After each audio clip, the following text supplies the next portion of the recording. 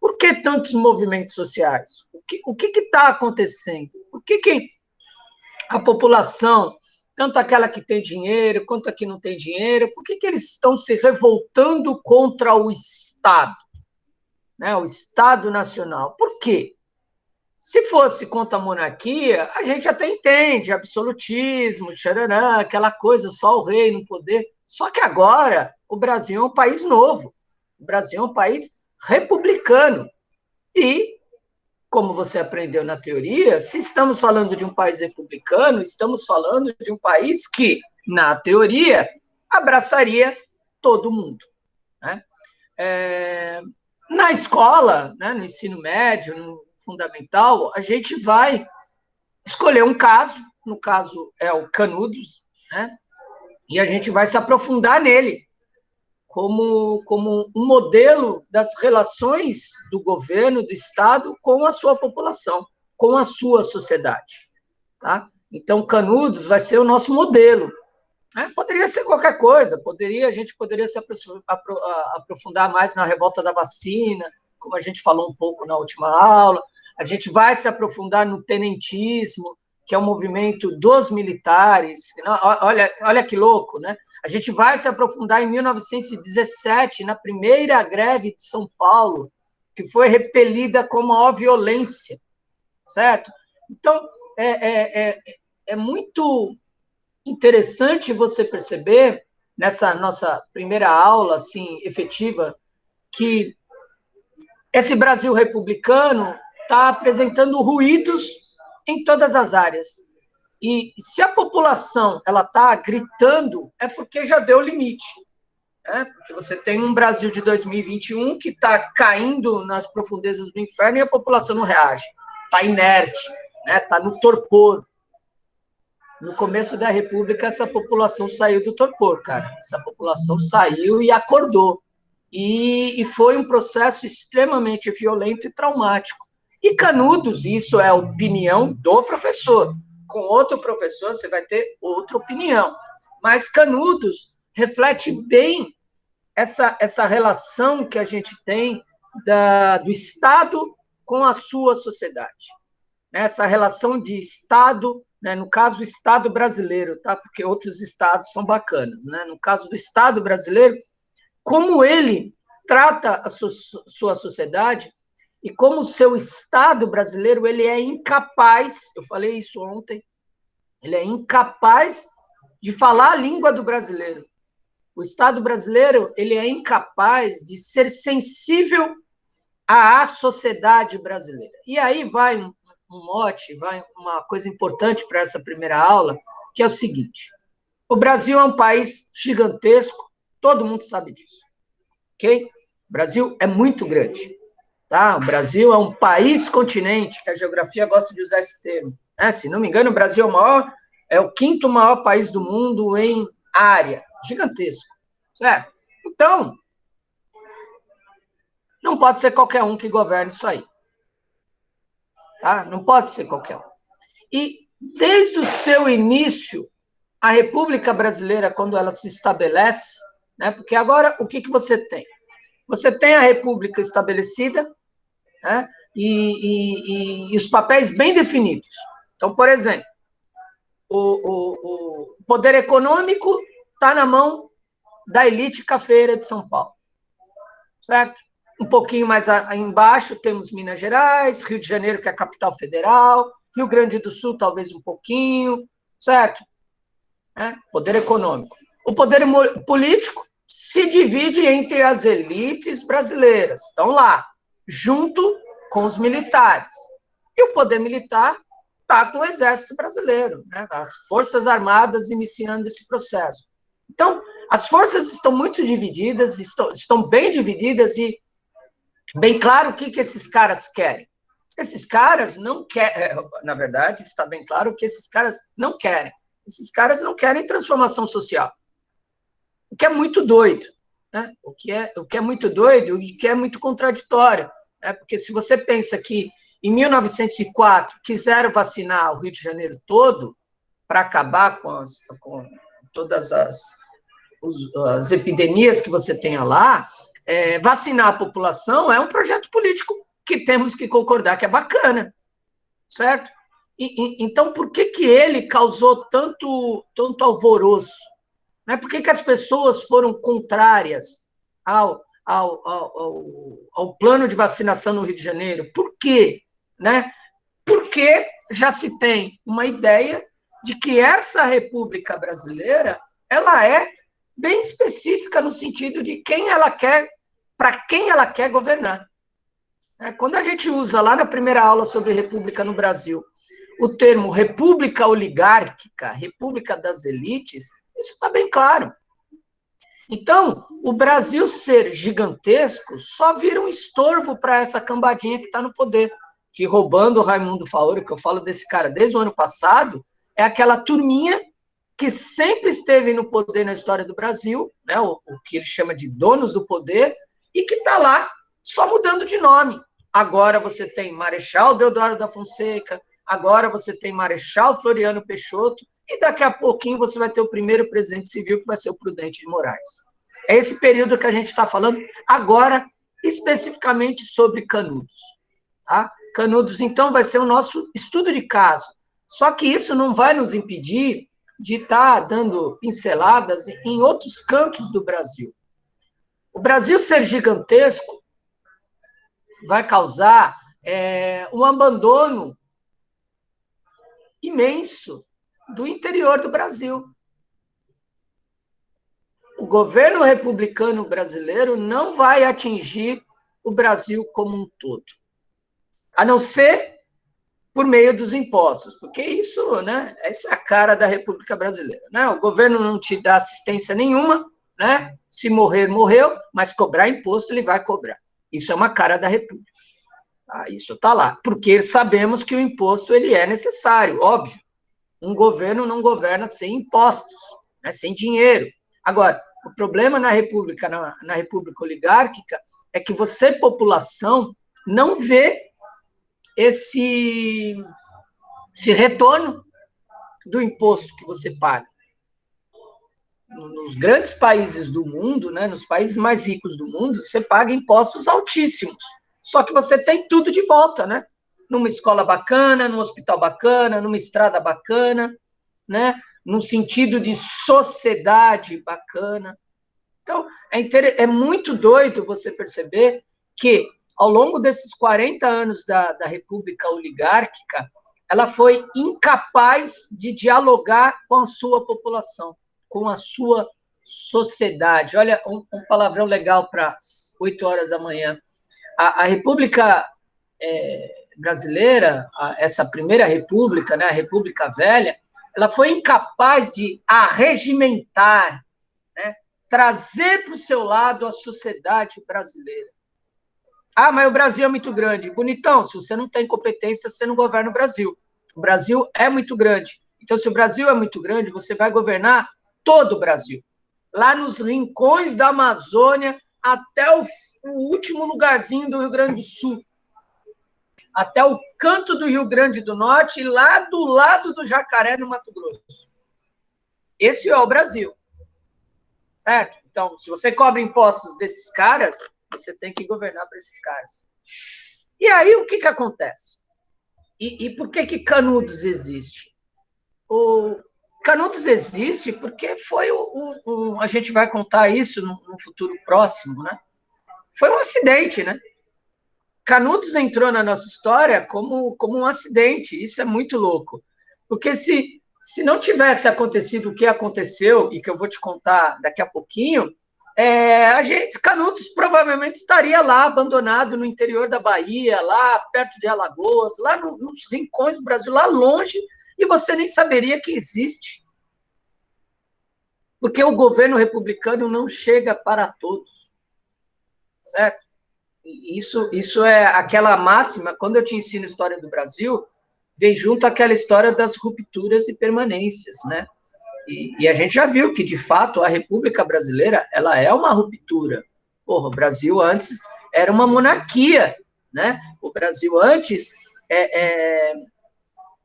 vivia o absolutismo do Dom Pedro II, do Dom Pedro I. Agora o Brasil é um país republicano.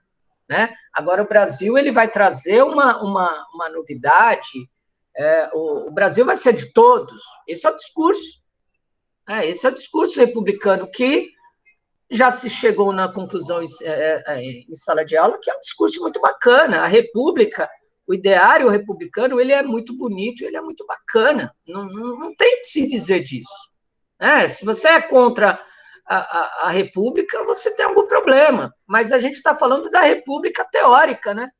Porque quando a República vai para a prática, a gente não vê nada daquilo bonito que a teoria nos mostra, né?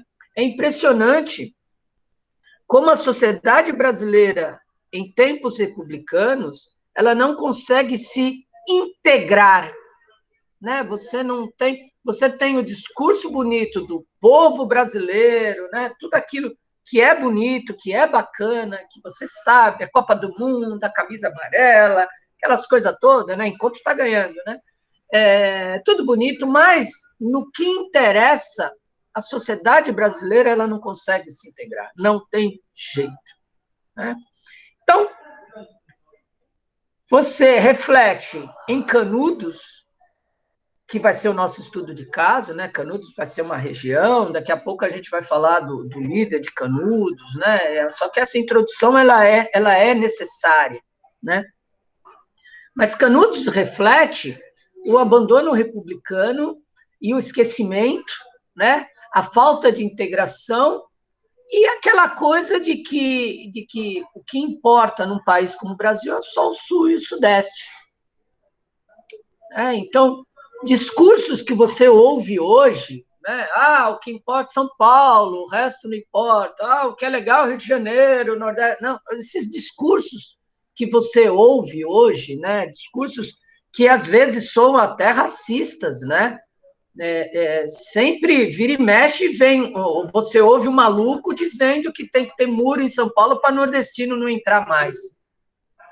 Vira e mexe, você ouve um maluco, né, falando isso, né, e outras pessoas seguindo, né, esse discurso de que eu já ouvi isso de gente dizendo que se o Brasil não tivesse o Nordeste, o Brasil seria primeiro mundo. Cara, você tem noção da bobagem que você falou? Porque o Brasil ele permanece porque o Nordeste trabalha bonitão. Quem que levantou o seu prédio que você mora lá na cobertura, bonitão? Quem que construiu esse prédio? Foi você? Foi papai? Não, foi o nordestino que veio lá, ganhando salário de fome. É muito doido esse discurso, né? É muito doido. Só que esse discurso não é de hoje. Né? Quando você tem um episódio como Canudos, todos os preconceitos sulistas, né, do Sudeste, do branco brasileiro, afloram. Né? Então, quando o Canudo surge, né, como história em 1893, olha quanto tempo faz, todos esses preconceitos que você ouve hoje, você ouve isso hoje ainda, que louco. Né? Todos esses preconceitos já estavam lá.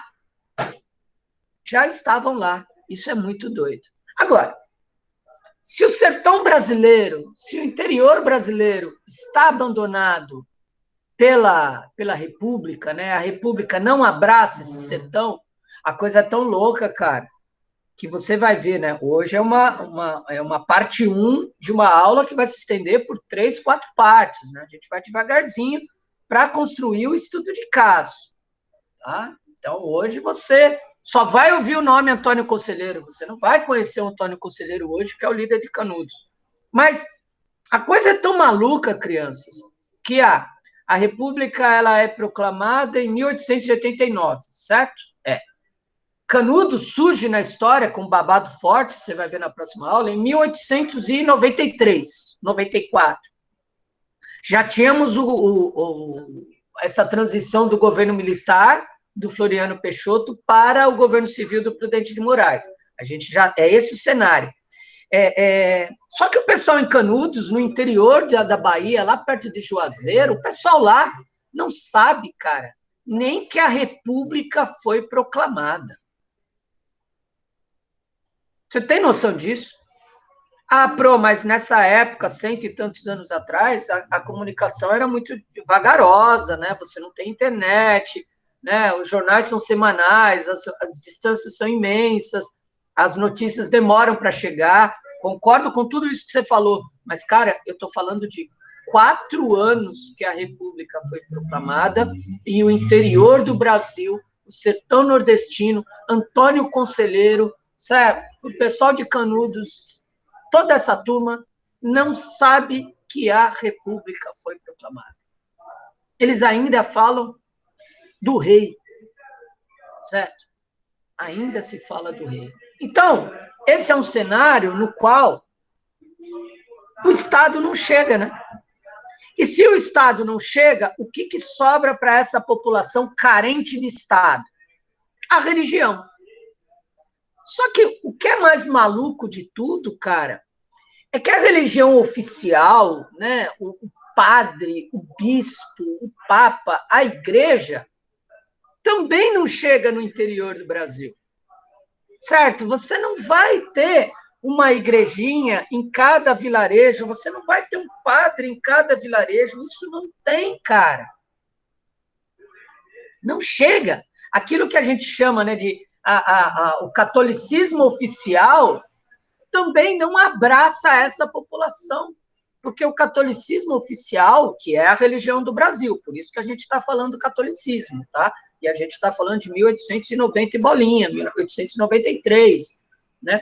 Mas o catolicismo oficial, que é aquela coisa da igreja, do bispo na grande cidade, do padre, né, daquela comunidade católica, isso também não chega no sertão do Brasil.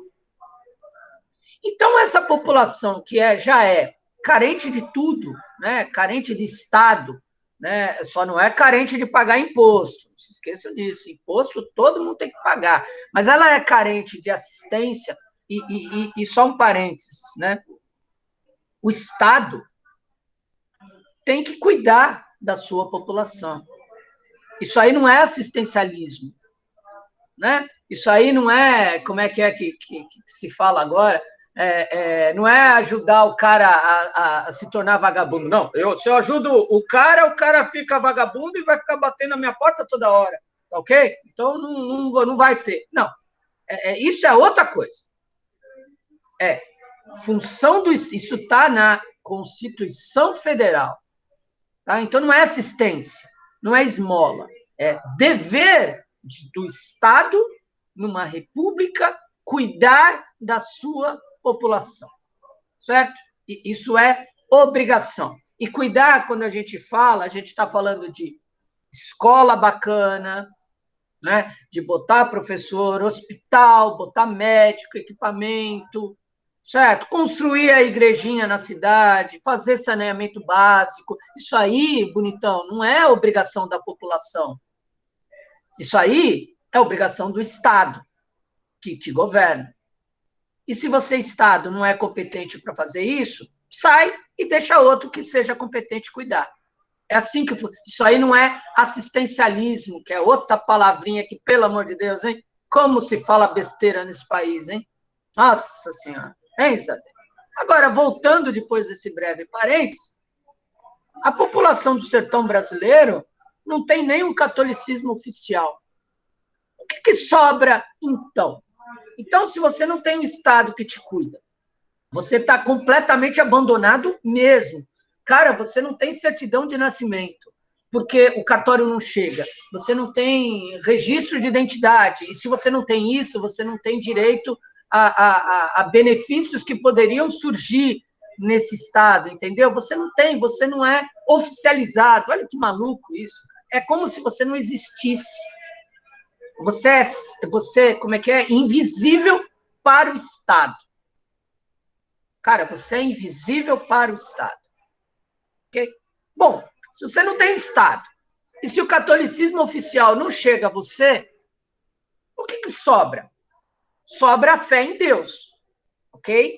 Você tem a fé em Deus, você tem a crença em Deus, mas você não tem a casa de Deus para te confortar.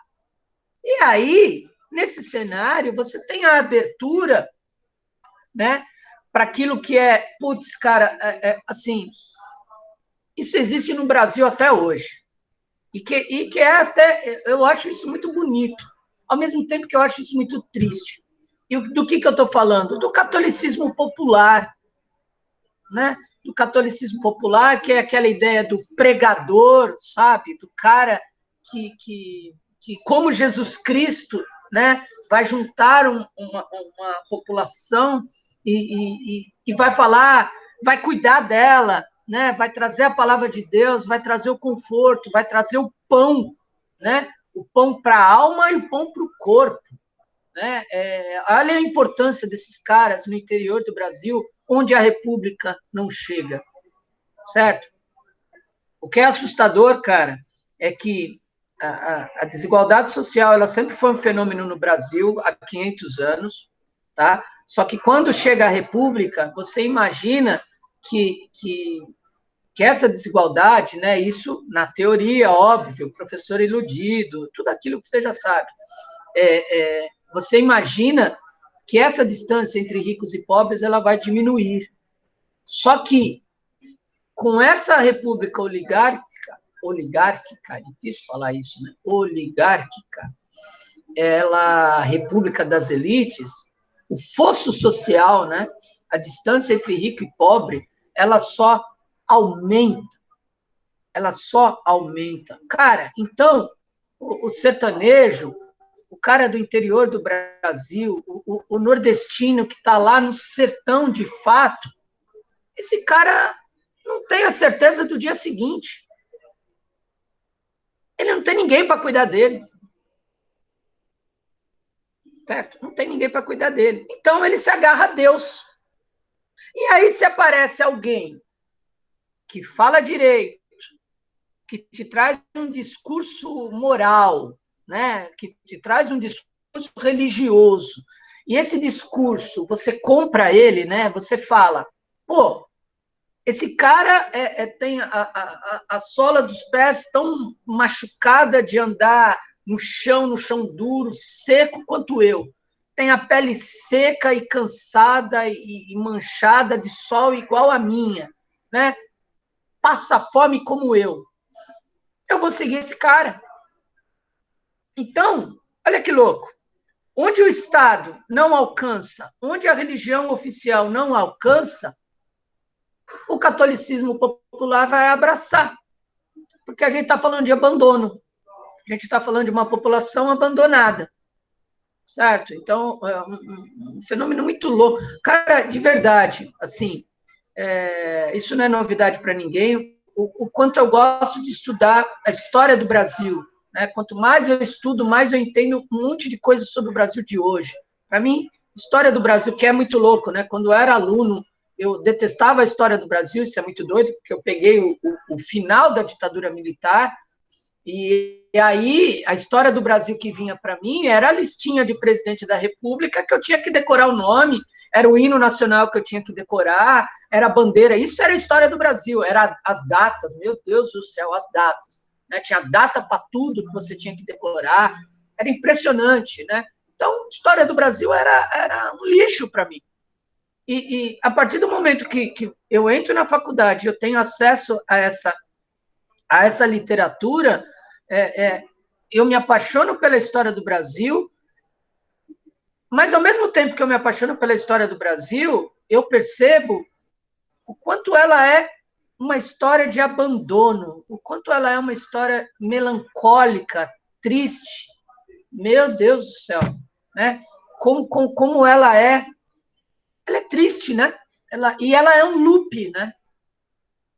Ela segue padrões, é muito louco, cara. Se você assiste as minhas aulas de história do Brasil e se você só pega as palavras-chave, né? Você esquece o caso que a gente está estudando e só pega as palavras-chave, você vê que o professor vai falar ruptura, o professor vai falar permanência, o professor vai falar ruídos, independente do período. É impressionante. A gente pode estar falando do Brasil de 1640, do Brasil de 1890, do Brasil de 2021.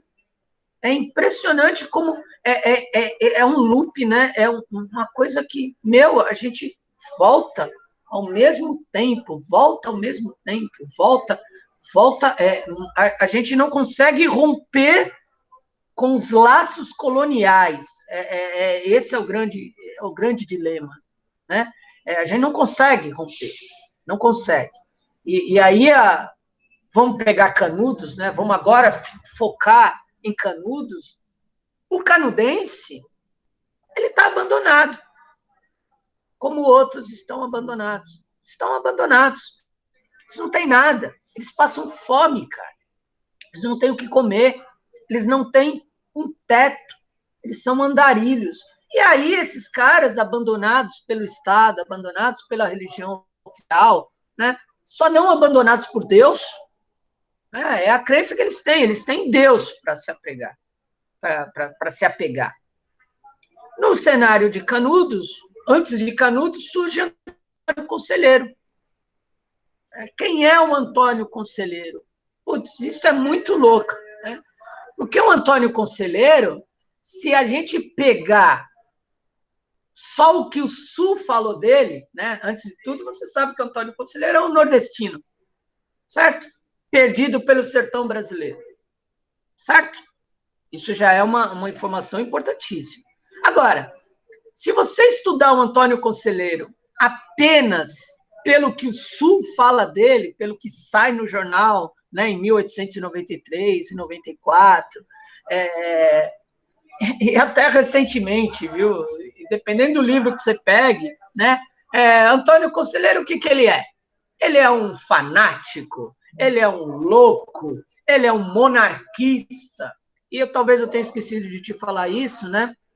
Nesses primeiros tempos de república, é crime você ser monarquista, sabia? Tá? Tanto é que o Dom Pedro II, vazaram ele e falou, some daqui e não volta nunca mais. Certo? Sai daqui, a gente não quer mais saber de monarquia no Brasil. Some. Então, o mero ato de você elogiar Dom Pedro II, ou sei lá, você fazer um comentário, no tempo do Pedrão era mais legal, cara, você vai ser preso. Então, sobre o Antônio Conselheiro, se cria, se traz, né, se constrói no sul do Brasil uma imagem cheia de estereótipos que você ouve até hoje, né, quando você fala do Nordeste brasileiro. Né, são estereótipos, né? De fato, o conselheiro ele é um pregador, né? Ele vai ser visto como um profeta extremamente popular, mas o Sul vai pegar isso e os adjetivos, né? Beato, fanático, louco, líder messiânico, assassino, né? Tem a história mais recorrente sobre Antônio Conselheiro ao longo do século XX era o seguinte: quem é Antônio Conselheiro? Ninguém sabe, ninguém. Até que Antônio Conselheiro mata a esposa dele. Certo? Por quê? Não sei. O fato é que matou a esposa dele, foi preso. Tem gente que diz que não foi preso, mas quem diz que ele foi preso, ele fugiu da cadeia. Quem diz que ele não foi preso, ele fugiu e se escondeu no sertão brasileiro e ninguém nunca mais ouviu falar dele. Certo?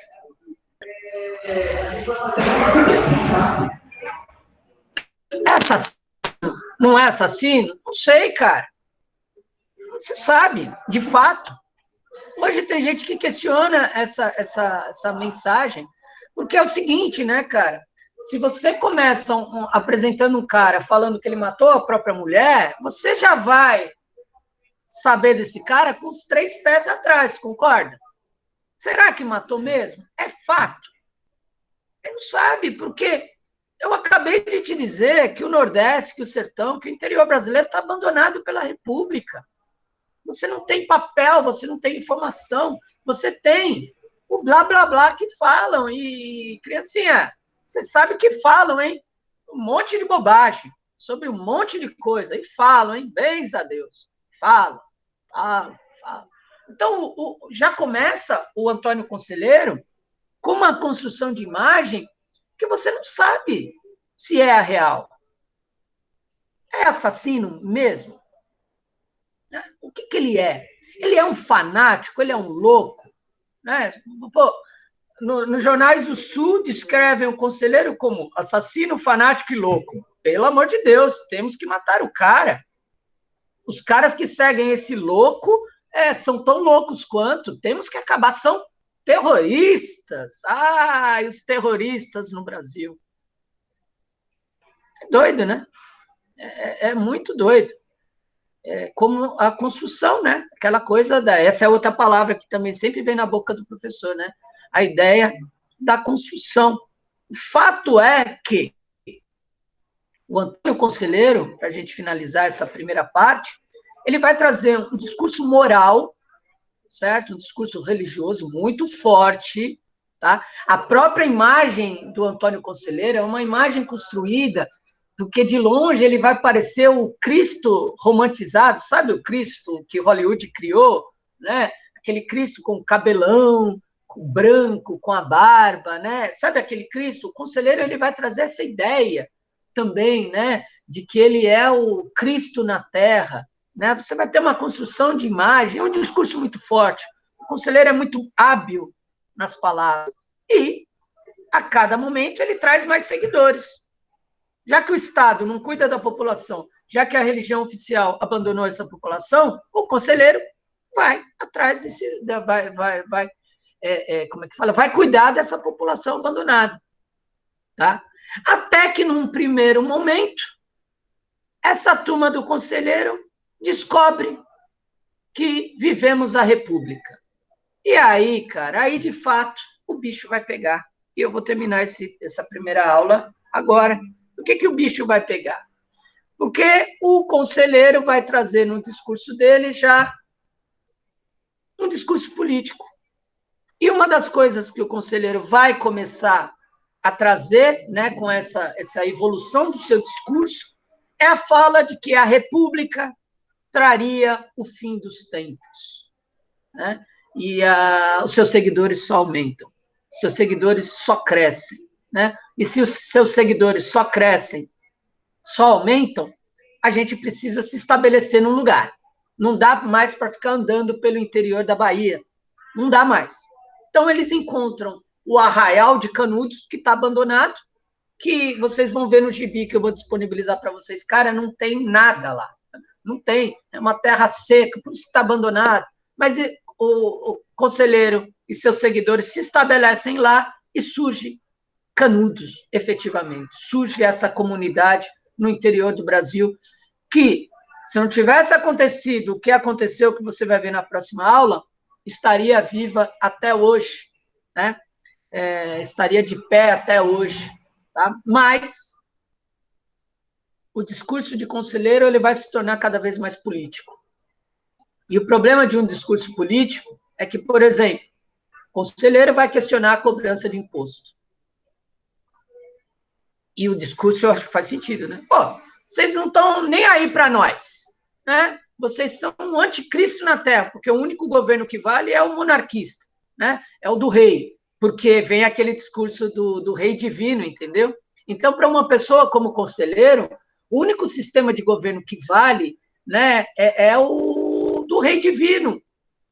Não interessa se o governo do Dom Pedro II é bom ou é ruim. Não, mas na cabeça do conselheiro e de outros, é o único governo que vale de fato, que tem a mão de Deus, é a monarquia absolutista. Por isso, o conselheiro, quando descobre a existência da República, vai se opor a ela. A República traria o fim dos tempos. Tá? Agora, concluindo, é de fato o Canudos, assim como outros movimentos dessa época, é uma manifestação social, né, que expressa claramente uma insatisfação com um tipo de sociedade que exclui, né, com uma sociedade de base excludente. Não é uma sociedade que inclui, não é uma sociedade que integra, tá? Então, Canudos é a expressão dessa insatisfação. Por que só o Sul tem de bom? Né? Por que o Nordeste não é olhado com carinho? Por que a gente foi esquecido? E aí, conselheiro, usando muito bem as palavras, vai trazer Canudos num outro patamar. Tudo bem? A gente continua na próxima aula.